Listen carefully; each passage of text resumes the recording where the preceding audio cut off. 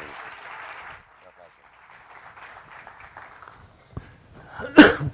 Al, it's a great pleasure to be here with Rahul Gandhi and with a not quiet audience. I think we've already discovered a lively audience. And there's a lot to discuss. I'll just keep a vague eye on the time, including the most recent election.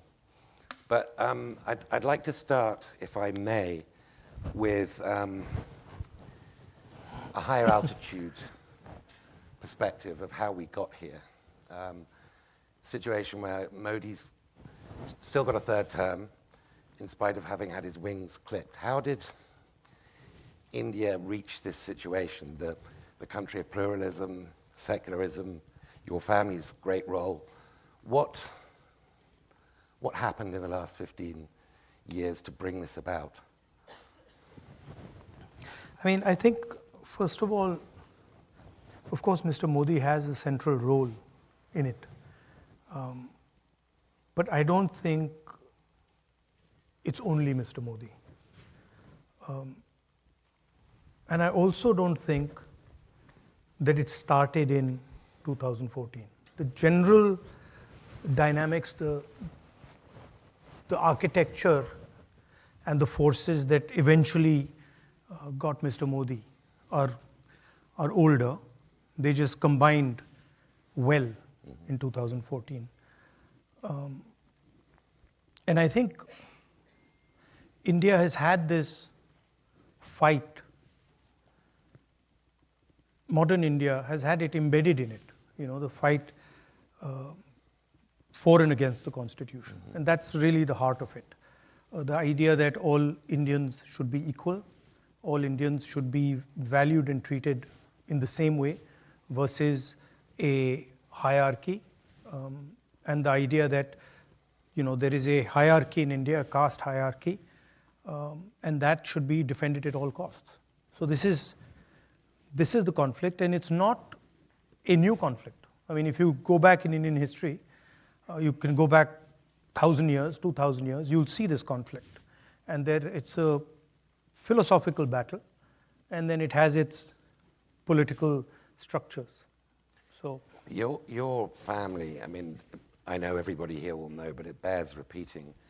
Your father was Prime Minister, your grandmother, Indira Gandhi, was Prime Minister, your great-grandfather, Jawaharlal Nehru, was leader of the independence movement and the first Prime Minister of post-colonial India, the greatest and the longest-serving Prime Minister. And your great-great-grandfather, Motilal Nehru, was obviously co-founder of Congress and therefore of the independence movement. There's nobody better than you, and looking back at your family history and at the sort of dramatic saga of India post-independence and pre-independence, to sort of stand back and ask, well, were there moments where, because your party was so much the natural party of government, that it became complacent, that it wittingly or unwittingly helped pave the way for this extraordinary period of Hindutva, which we'll get onto in a moment, may be receding, may or may not be receding, but is the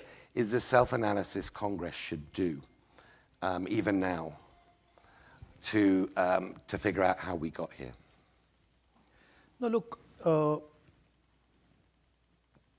politics ebbs and flows, right? And it's a contest, it's a competition, and you go up and down in that competition. And that's just part of it.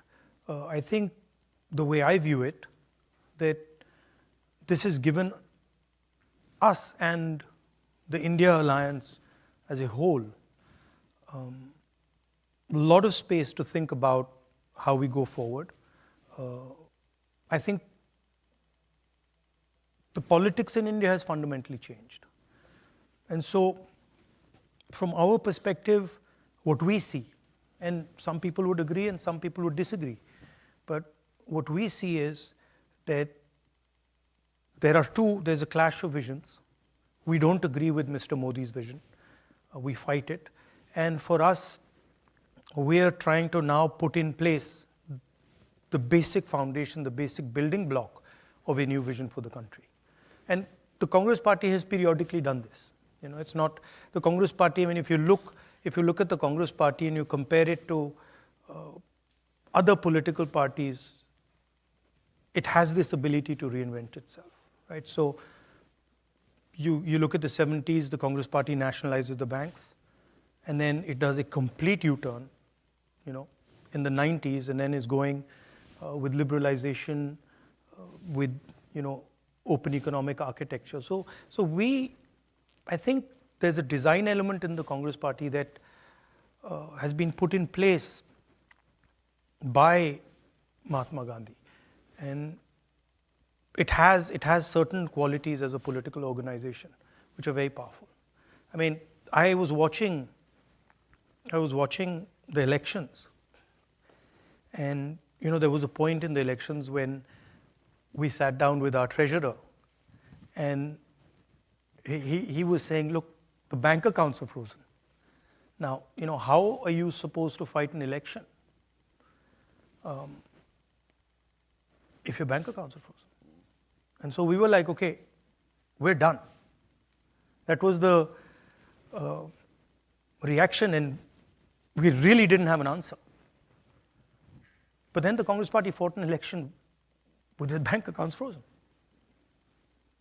and has basically destroyed the idea of Modi, right? So it has, and you can see it because when you see the Prime Minister now in Parliament, and I come face to face with him, he's psychologically trapped, and he basically cannot come to terms. He cannot understand how this has happened, right? So it's, for me, sitting in the Congress party and watching it is quite an amazing thing, because it's a political party, but then it's a whole set of ideas. And now looking back, I mean, I realized that the Congress party fought the British Empire. And there's a reason the thing survived that. And it's in the basic architecture of the party. Now, sometimes the party goes away from that architecture. So I differentiate between the Congress idea, the Congress philosophy, value system, and the party organization. And they don't necessarily 100% overlap. But when they start coming close, then it starts to become very powerful. Okay, let's get into the election. I mean, as you say, it was not fought on a level playing field. I think it's fair to observe with your frozen bank accounts, what's happened to my profession, the media in India, is quite dramatic. Restrictions. And of course, you had a prime minister who was expecting not just a hat trick, not just a third consecutive victory, but to lift his majority from what I think it was 303 he had in the last Lok Sabha out of 543, a clear majority, to 370 up to 400, a super majority. And in the event, gets 240. Now, with your bank accounts frozen and the media playing field not being level and all the rest, how do you explain this? Is this because you formed this India alliance and had essentially power sharing of who ran where? Is it because the fruits of growth really weren't trickling down to most Indians in what is objectively a very high growing economy? Or was it a more principled thing, backlash against Hindu nationalism? Was it all of these or something I haven't mentioned? No, multiple things came together, right? So, for example, prior to the election, we kept stressing on the idea that the institutions have been captured. And whenever we'd go, India Alliance would go, we'd stress on this idea that, look, the institutions are captured and we don't have a fair playing field. The education system is captured by the RSS. The media system is captured. The investigative agencies are captured. And we keep saying this. And people were not quite getting it. And we would keep saying it again and again and again, and somehow they were just not getting it. And we couldn't understand why, because we were like, it's obvious to us, it's obvious to them, and something wasn't working. And then in one meeting, one of the people who works with us said, listen, try holding up the Constitution. And so I started holding up the Constitution. And everything we had said suddenly just exploded. So India realized in this election, and really, I mean, not to divide it so crudely, but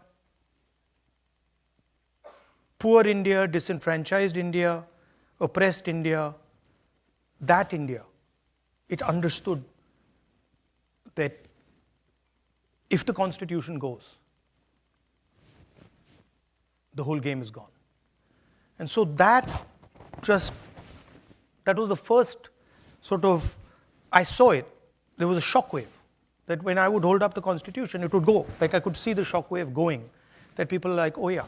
And then people started coming to me, when you're in these meetings, you'll start hearing from the sides that, they'll bring a Constitution, or they'll start saying it. So what was very interesting to me was poor people deeply understood that now this was a fight between those who are protecting the Constitution and those who want to destroy it. So that was one very strong element. There was also the caste census issue that became big. And that's a fundamental question in India. Share, what you say in Hindi, bhagidari, of the institutions, the structure, the power of the Indian state. So these things suddenly started to come together. And at some level, I was frankly blown away by the wisdom of India. Like I would sometimes sit there and say, this is quite amazing, right? There was like a wall that suddenly arrived and said, okay, we are not backing down now. And really, I don't think the BJP, in a fair election, they were nowhere near 240 seats. No way. I mean, I'd be surprised if they had a financial, huge financial advantage. They had locked our bank accounts for one, but huge war chest. The election commission was doing what they wanted. I mean, the entire campaign was structured so Mr. Modi could, do his thing across the country. States where they were weak were designed differently than states where they were strong. So I don't view it as a free election at all. I view it as a rather controlled election. What's your confidence? Well, clearly your goal now is to win the next election. And it struck me there's one of two ways, maybe both, that this could come about. One is that Modi is like, he's no longer godlike, as you say. He's sort of dented. He's down. He's not out, but he's down. Psychologically quite harmed, expecting this affirmation of his being above ordinary political mortals and not getting it. And that might lead to splits, infighting within the BJP. He's got no obvious successor, right? My analysis is different. Okay. My sense, halfway through the campaign, was that Modi didn't think he was getting anywhere near 300, 400 seats. And I think early on he realized that this thing's going wrong, right? And we were getting inputs from the regular sources, some of the intelligence agencies we were getting some of that information. It was pretty clear that they were in trouble. And so there was this internal thing going on in the Prime Minister that I could see. And psychologically, that how is this now happening? Because he's a person, as you know, he was in Gujarat many years, never faced political adversity, then Prime Minister of India, and suddenly this idea started to crack. And we knew when he said that, I speak directly to God, we knew that there had been that we had actually blown him apart, right? And that the psychology had gone. And so people think that, well, this was the Prime Minister sort of saying that, look, I am special, I'm unique, and I talk to God. But that's not how we saw it. Internally, we saw it as a psychological collapse that, what's happened here? How is this thing not working? And it's not just the Prime Minister, it's deeper than that. So what has happened in India, and you'll see it, is that the coalition that brought Mr. Modi to power has collapsed. It's broken right down the middle, right? So you'll see in these elections that they will struggle. They will struggle, yeah. Because the basic idea that Mr. Modi is running a government for the people of India is gone. Now the idea has been replaced. 2-3 ideas have replaced it. Number one, that there is a huge nexus between the government and 2 or 3 really large businesses. 2, that the lower castes, particularly the OBCs and the Dalits, have been taken for a ride. And this is very strong right across the board. And I mean, we poll it, we can see it. You promised during the campaign a caste census so that you could then update the share of public sector jobs. Well, you could expand the share of public sector jobs reserved for lower castes. See, there's the elephant in the room, right? Is when we talk about capture of institutions, when we talk about businesses, when we talk about the media, the elephant in the room is that 90% of India, OBCs, Dalits, Adivasis, they don't play the game. They're not even in the game, right? And that's really the elephant in the room. So the caste census is a simple exercise. And actually, it's more than the caste census. Caste census is one of 3 ideas. It's a simple exercise to say, okay, we've been, we got independence 1947. We've been going for a while now. Let's see how have the lower castes, backward castes, Dalits, how have they integrated into this system? What is it actually that they're participating in? And frankly, we've got the data. We've done our homework, we've got the data. And I can tell you, out of the top 200 businesses in India, right, there's almost no ownership of 90% of the population. I can tell you that in the highest courts of the country, there's almost no participation of 90% of India. I can tell you that in the media, national media, anchors, journalists, there is 0 participation of lower caste, OBCs, Dalits, Adivasis, right? So, and the people know this. It's not that this is not known. The large mass of people understand this, and they look at India and they say, okay, where is our participation? And the idea of the caste census is simple. We've not taken any policy position. We're just saying, look, we want to understand, we want a snapshot to understand where we at. What is the participation level of lower caste, Dalits, OBCs, poor general castes, right? And that's really the caste census. Now, there are 2 other components, which we have also said, but have not really been put out that much. One is the idea of a socio-economic survey. So we want to not only understand how many Dalits there are, how many OBCs there are, but we want to understand what their social position looks like, what their financial position looks like, what their economic position looks like.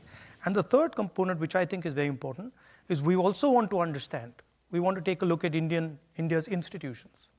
We want to look at the media, we want to look at healthcare, we want to look at education, the owners, the structures that deliver these services. And we want to get a sense of what is India's participation in these institutions. So these are an institutional survey, a socio-economic survey, and a census. Is there any reason why you wouldn't expand that to include the role of Muslims in modern? They're included in that. It's So not they're just Muslims. included in the OBC. It's minorities. Category, No, it's minorities, everybody. Muslims. It's Okay. even if you look at the general caste, you will find that there is a huge divide between poor general castes and well-off general castes, right? And that's the same for minorities, it's the same for Adivasis, it's the same for OBCs, it's the same for Dalits. I mean, the reason I pressed you on that is because older people in this audience, and maybe some of the younger ones, will remember in 1992 when VP Singh's government announced it's expanding the government reservation system to other backward classes, to not just Dalits. That's when L.K. Advani, the BJP leader, launched his Rath Yatra on Ayodhya, which resulted in the vandalism, the destruction of the Babri Masjid. So there is this sort of chemical interaction between caste and Hindutva reacting against it, mostly upper caste-led Hindutva. So you competent of the politics of this? I mean, because this has a history, right? Look, from our perspective, if we talk about a nation that is going to progress, and if we talk about India becoming a modern nation, we have to ask the question about participation of 90% of our population. We can't just ignore it, right? There's just no way we can ignore it, because frankly, if we go down this path, it's not sustainable, right? So it's not a question of caste or religion or Hindutva or anything else. It's a question of fairness. I frankly, as a politician, I don't want to live in a country where 90% of the people do not have access to opportunity. I'm not interested. So that's my position. And of course, many people would disagree with it. Many people would say, and the BJP and the RSS do say, that look, don't ask this question. Let a small minority of people just take all the fruits of the country. Now that's the fight, right? I mean, Mr. Adani and Mr. Ambani are a small component of that. They are a huge component in the business world, but they're a small component if you look at the entire picture. Mm-hmm. I want to keep an eye on the time because I want to leave at least 20 minutes for questions. So we've got a couple more from me, if I may. Let me play. Can I just say one Yes. more thing? I'm of the view, and I think most people who are involved in this will agree with me, that this is now an unstoppable idea. So if somebody thinks that now they are going to stop 90% of India from asking these questions, from demanding a census, from asking the question about how much participation do they have in our institutional structure, I don't think it's going to work. I think that the pressure is way too powerful. But assuming, and I'm sure you're right, that this survey does produce the kind of picture in detail that you've just outlined, what would be the policy implications? Would it be larger reservations for... That would depend on what comes out of these studies, right? But if you ask me personally, I think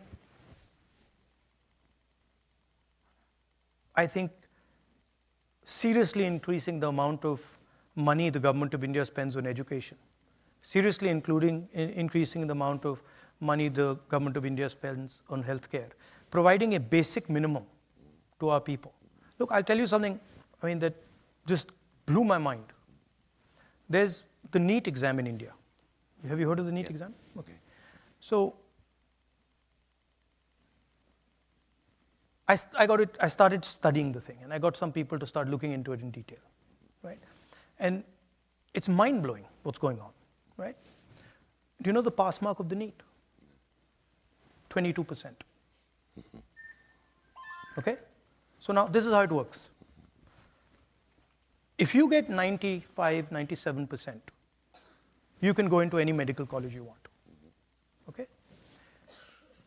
If you don't get 95, if you're not right up there and you get 95, 90, 85, 80, and you don't have money, you're not getting into medical college. And if you get 20% to 40% to 50% and you got money, going straight in. That's not an education system I want. That's not an education system I think India should have. Right? So I don't think there should be an education system that is determined simply by whether you can pay 2 crores, 3 crores, 4 crores to get in. I think that's destructive to India. Now, it's the same with the healthcare system. I mean, one of the great, for friends of India and Indians in India and overseas Indians, one of the great worries about India in the last few years has been the health of Indian secularism, the survivability of India's secularism, the belief, I think, that your family and the independence movement in general embodied, that India is strong because it's plural and diverse, has now been, at least partially, to some extent, greatly supplanted by the idea of a much more uniform Hindu majoritarian India. Now, you've talked recently about the store of love, and I think as a sort of rhetorical counterpoint to the implication that the BJP represents a store of hate. My question to you is, are you updating your idea of what secularism is to suit the times we're in, the challenge that you're facing? Because this is a very different challenge. By the way, it's not a rhetorical idea. Okay. It's a practical idea. Mm-hmm. I don't think there's anything rhetorical about it. I walked from Kanyakumari to Kashmir, right? And halfway through that walk, I started asking myself a question. And I was in politics from 2004. And I started asking myself, why have I never used the word love as a politician? And nobody uses it. Right? We use anger, we use hatred. Every day you can read it. Nobody uses love. And then I was like, well, let me try. It works. It works much better than hatred. And it works practically. Right? So, and I can't stress to you how effective and how powerful it is. So it's not a rhetorical thing. Love and affection are values that everybody accepts. Everybody feels. You feel it for your family, you feel it for your country, you feel it for your friends. So why is it not in the political lexicon? Right? So I think it's not a question of redefining secularism. I think that there is a stream of politics in India represented by Mahatma Gandhi that starts with this question. And that was what his life was about. That we are not going to accept violence, hatred, anger as values. I used to, you're saying rhetorical, I was in politics from 2004 to when the yatra started. Nobody. If I used to meet them, they used to say, hello, Mr. Gandhi, how are you? Very nice to meet you. Lovely to meet you. Nobody ever said, I love you. Now, no, I'm serious. Now I walk out, I'm serious. I walk out to a restaurant and half the restaurant saying, we love you. Now, Oh, God. I mean, like, I don't understand. I don't understand. I don't understand why. Why is it like it's sort of some complex, right? That politicians have, that somehow they're not allowed to show affection for people, or they're not allowed to be affectionate. They're not allowed to be loving. And I discovered that I did it in my yatra, and it's changed my way of looking at my work completely. So I think it's a very powerful thing. So let me think of questions while I am asking a final one, because I'm going to give you about 20 minutes worth of questions. I'm So sure there are a lot of them. I want to just touch one Yes. thing that you said, the idea of secularism. Yeah. See, India at its heart, right, is a union of languages, traditions, histories, religions, everything, right? And that's just the design of India. When you have lunch here, you get first course, salad, first course, second course. We don't get any of that. We get a thali with everything placed inside it. Right? And nobody is sitting there saying, okay, what's the first course? What's the second course? No, they're like, it's a jumble. And all the food has the same value. Right? Nobody says, what I'm going to do? I'm going to take the dal, I'm going to separate it from the rice, and I'm only going to eat the rice, I'm not going to eat the dal. Right? So this idea of mixing and merging, this is India. And in India, this is a very deep philosophical idea.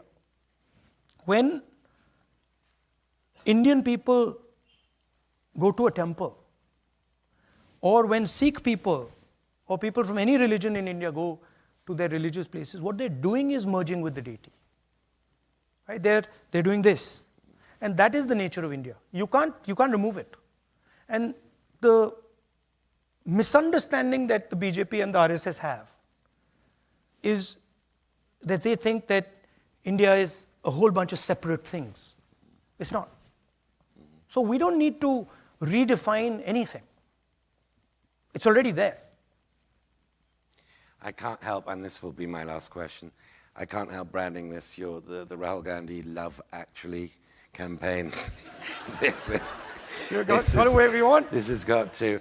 But put It's that, a lot more fun. Yeah, no, I'm feeling you go that. in politics, you go and then you shout at that guy, and then that guy shouts back at you, then you abuse him, then he abuses you back. It's boring stuff. It's tiring, So between now and... Like, you'll be surprised. I mean, you will be surprised, but I don't actually hate Mr. Modi. I don't. Like, I get up in the morning and, okay, he's got a point of view, fine. I don't agree with his point of view, but I don't hate him. And in fact, in many moments, I empathize with him. Right? So it's not that I think that he's my enemy and now I hate him and he's got to be, no. He's got a different point of view, I got a different point of view. I have empathy and compassion for what he's doing. And I think that's a much better place to be. Instead of this thing that, him versus me. I don't think that's productive. Just very briefly explain, and I know it's hard to do it briefly, and I accept your point that love actually thing isn't just rhetorical. I stand corrected. What's the practical route between here and your victory in 2029, 28, 29? I mean, giving India and it's not just me, it's millions of people, young people, giving India a vision that gives them hope. That's it. And putting in front of the people of India a set of ideas that makes them believe in the future. Today, India, and not to be arrogant, but I have spent more time than most walking my country.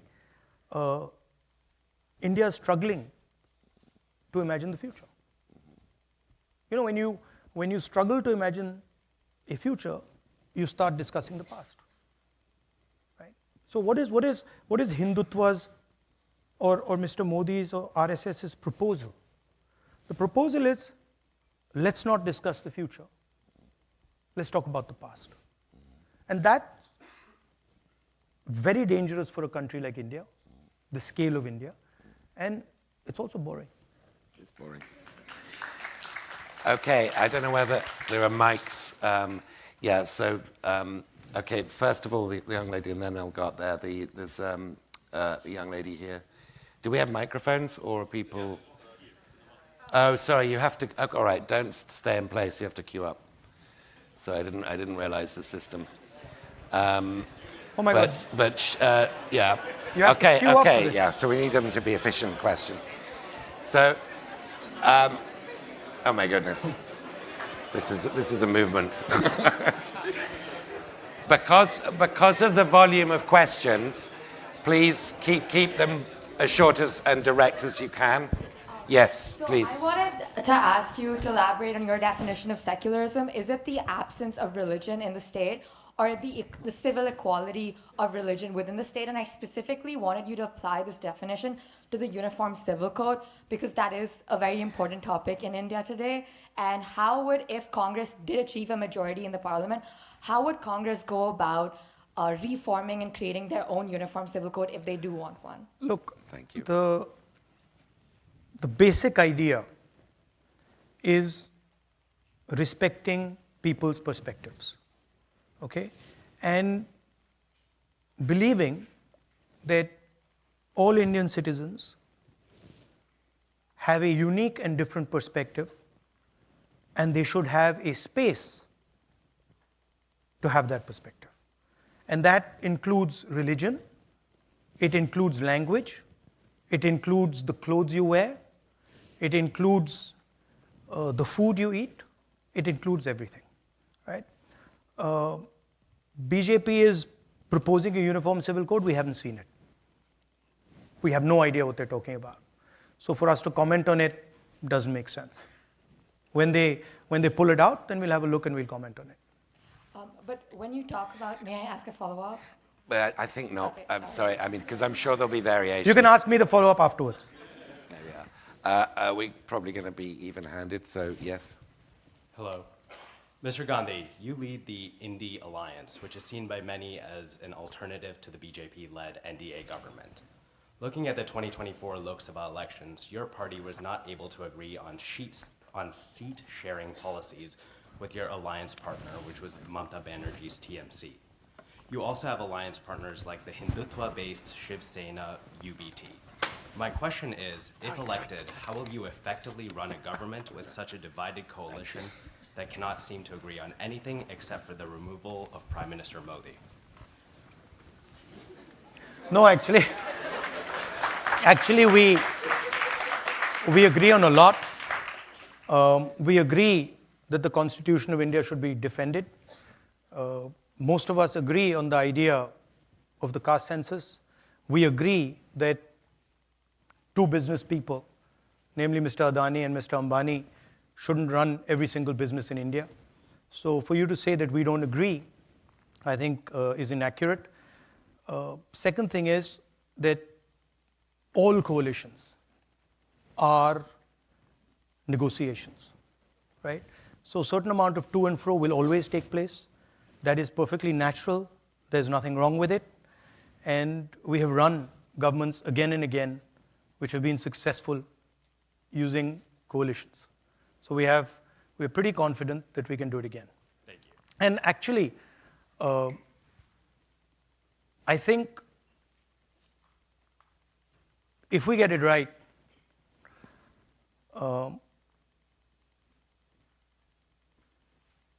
we would, it's not India Alliance. That's a BJP framing. It's India Alliance. What's the last word stand for? Uh, What What does the A stand Alliance. for at the end? So wouldn't it be redundant to stay No, India no, it's not. Alliance? Because it's not. Because the whole idea of the alliance was to put across to the people of India that India is being attacked. And it was very successful. And generally the BJP people say India Alliance, but everyone else in India says India Alliance. Thank you. Have a great day. Thank you. Yes, please. Hello, Mr. Gandhi. Welcome to the Hilltop over here. My name is Nikash Harpanhalli. I am from Dallas, Texas, and I'm gay and Indian American.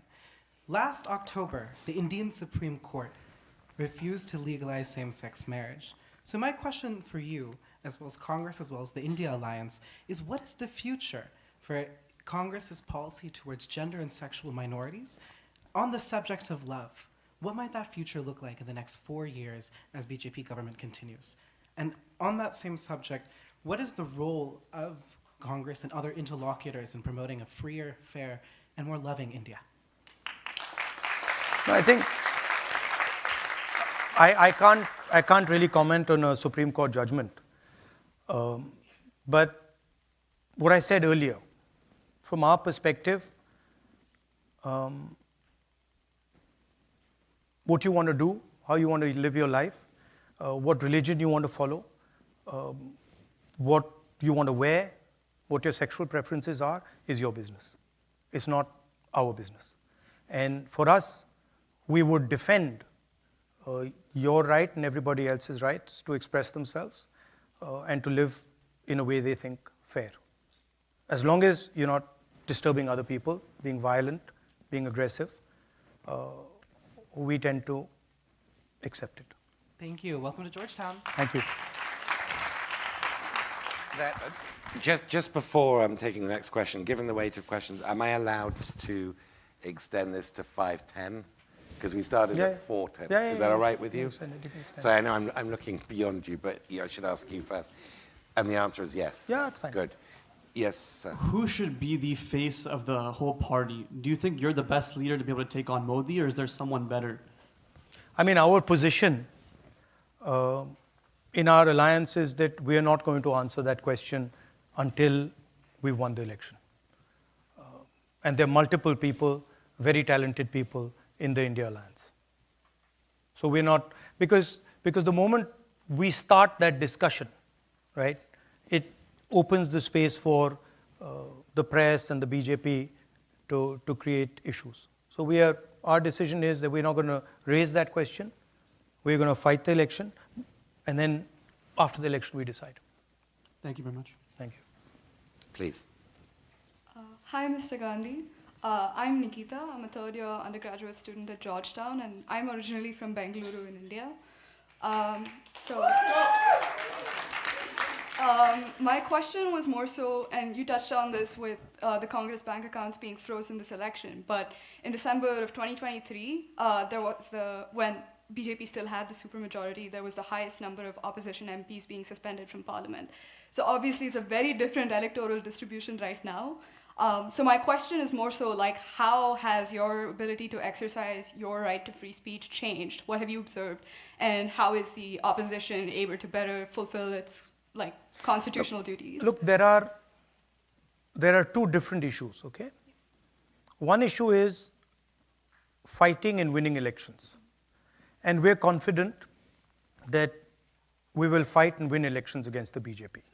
And I think you'll see it in the next 2 or 3 months that we will win those elections, okay? That's very different than undoing the damage the RSS and the BJP have done to our institutions. And that is a much deeper problem, and that's not going to get solved so easily and so simply. But we have to have a strategy for it. I still have 20 plus cases on me. I still have, in India, the law, right, is that you can only do a defamation case if you're the person who's being defamed. I have 20 of those filed by people who haven't defamed, right? So there's a huge set of structures that are being used to attack the opposition, investigative agencies, legal system, and that continues. That hasn't stopped. So, but the real challenge in front of India is how do you make our institutions neutral again? Yeah. Thank you. Thank you. I'm right in thinking that lots of people who called Modi objected to what you said about Mr. Modi, right? There are different libel actions from people called Modi, or is that a misreporting? No, I mean it's a legal case, so I'm not going to go into the details of it, but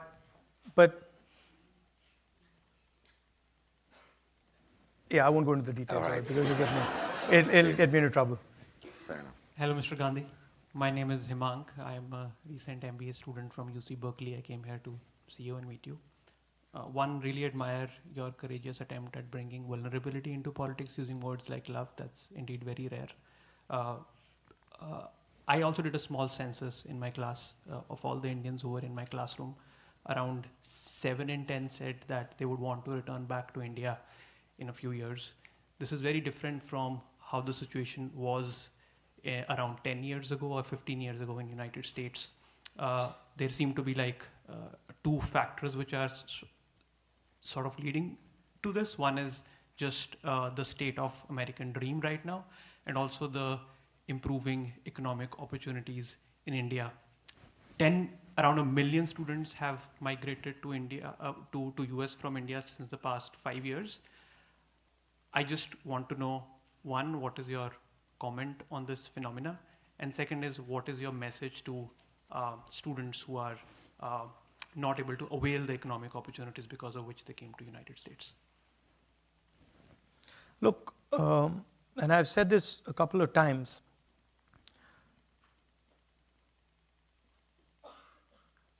if you looked at global production in the 40s, 50s, 60s, you would find that it was carried out by the United States and by the West. Okay?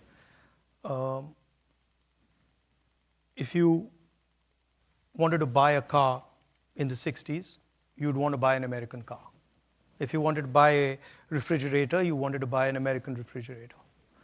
And the West and India handed that over to the Chinese, right? So the reality is that the cell phones you're using, the shirts you're wearing, the shoes you're wearing, most of them are not made in the United States, they're not made in Europe, they're not made in India, they're made in China, right?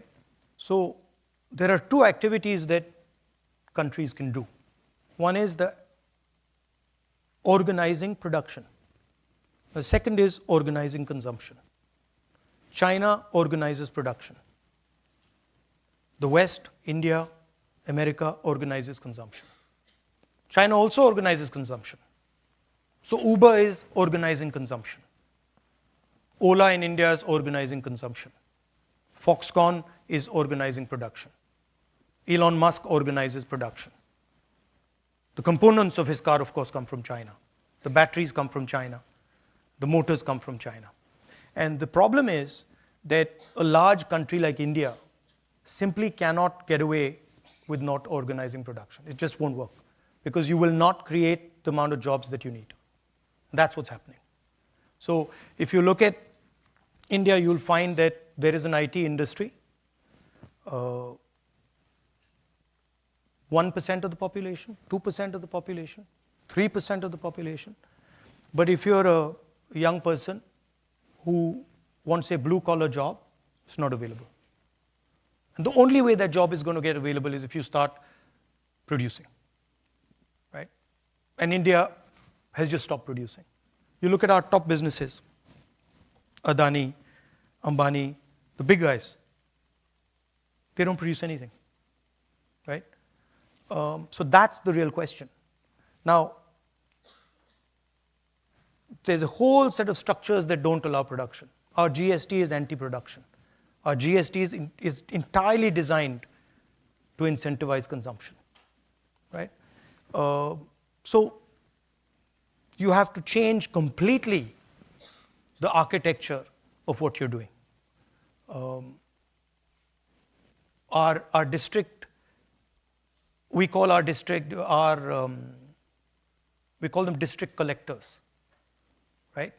They should be district producers, right? We need to think about getting into the act of production. And we're not doing that. And there's a reason, because the large monopolists don't want India to produce. It's much more convenient just to sell Chinese product, right? You get a rent on it, you sell it in India, you don't have to go through the rigors of production, you don't have to deal with the labor problems, you don't have to deal with the conflicts that production require you to deal with, and you make huge amounts of money. But it's not sustainable. And you can see social tension rising. You can see unemployment numbers rising. So that's really what India has to think about. You have, every district in India has something unique they produce. Moradabad, brass capital. Mirzapur, carpets. Bellari, jeans. Surat, diamonds, right? Now, the Indian government has forgiven 16 lakh crores in bank loans to 25 business people. How many of those people were actually producers? How many small businesses were forgiven their loans? How many medium-sized businesses were forgiven their loans? Not a single one. Even farmers, who are basically producers, their loans have not been forgiven. So my question is, why should 20 people, 25 people, get a free gift of 16 lakh crores? For what? What have they done? And if you're giving them that gift, give it to other people as well. Right? So these are the type of questions that India will have to deal with. Now, to say that India can't produce is wrong. Because I can tell you examples where India is producing. I can tell you that Tamil Nadu does quite a good job at production. I can tell you that Pune does quite a good job at production. I can tell you parts of Karnataka are pretty good at production. But the entire system is designed so that they can't succeed. Try.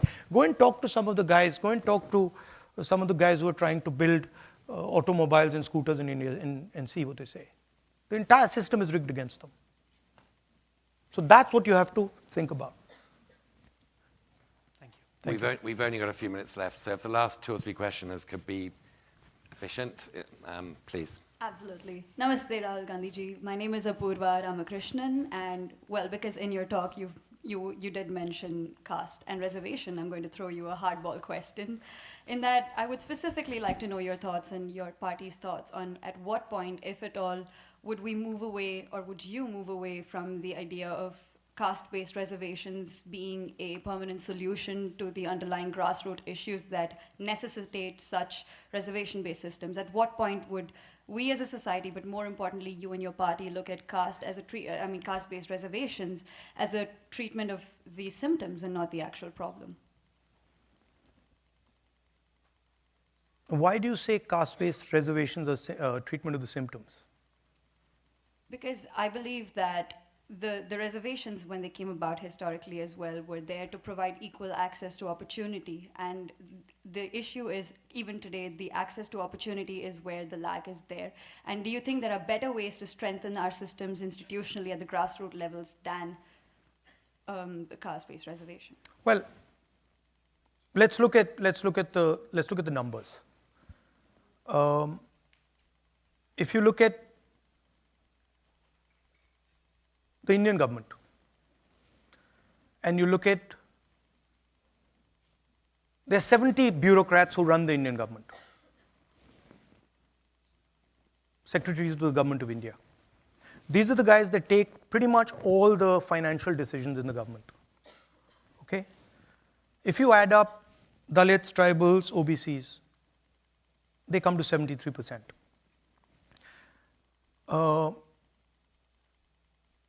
Out of 70 people, there's one tribal.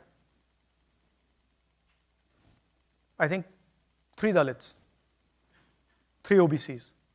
So and I think a minority.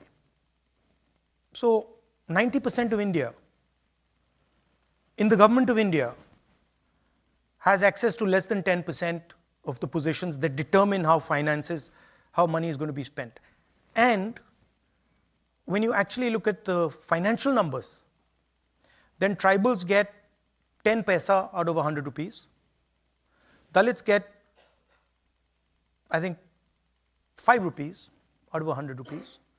And OBCs get a similar number. So the fact of the matter is that they're not getting participation, right?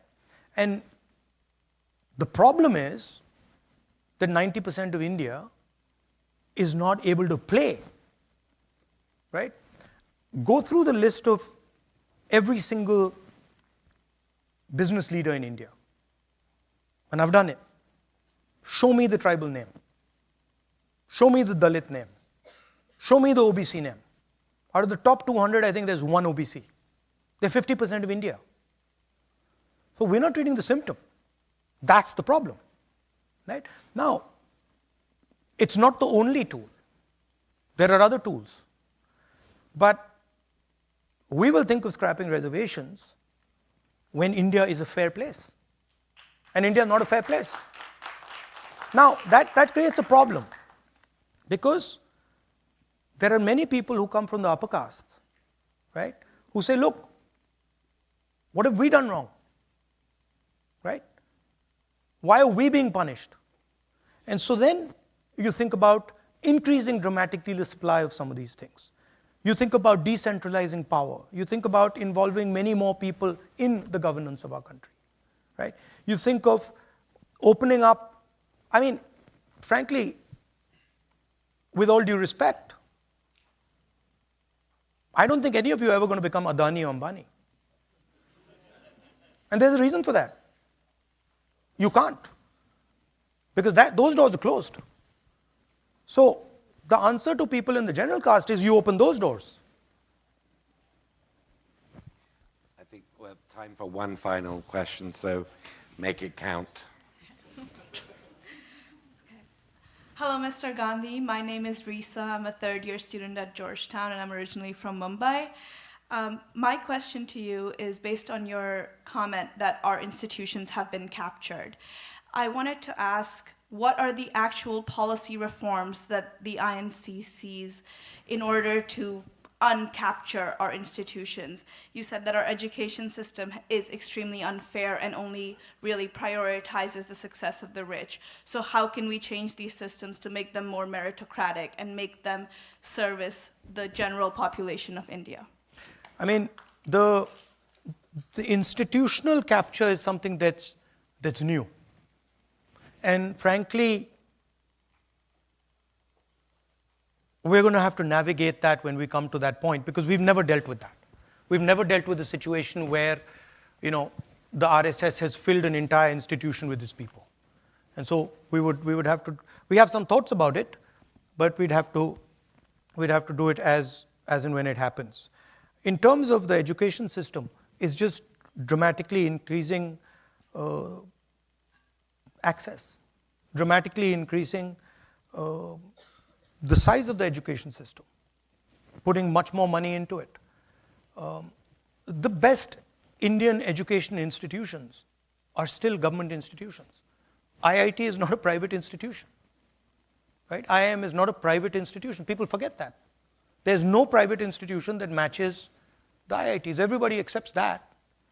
So putting effort into designing new institutions, scaling up old institutions, and decentralizing some of these things, I think would help.